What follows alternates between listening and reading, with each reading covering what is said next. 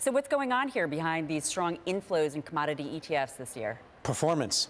The key thing is in commodity ETFs, the vast majority are all in precious metals, most notably gold, and they generally follow performance. So gold's up. There's been pretty significant inflows so far this year, about $9 billion, which completely reversed last quarter because gold was down. But the unique thing is that ETFs in energy are the opposite of performance. So since gold's up and energy's down, flows are both positive in energy and ETF and gold.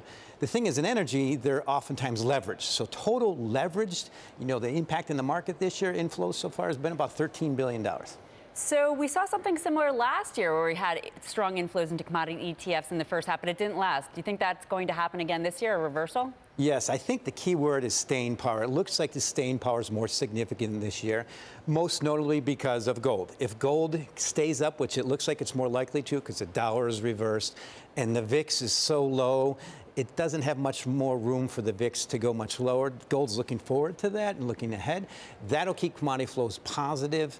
And it seems like in ETFs, they're really more focused on the longer term with these. This seems to be a decent amount of staying power in precious metals ETFs. Well, speaking of staying power, you have a great chart to illustrate this a little bit more. If we go into the Bloomberg and take a look at BI8736, can you take us through this chart, Mike? Yes, the top line you can see, that's the top. That's the total holdings in terms of ounces in ETFs of precious metals. It's around 728 or so. But the key thing is it's only 2% off the all-time highs.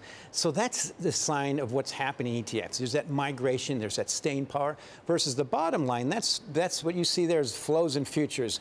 Open interest and people getting really long. They got really long earlier last year and flowed out. That's really neutral. That's traders, speculators. But in ETFs, the buy and hold types are accumulating and adding more, and looks like the staying power is pretty strong.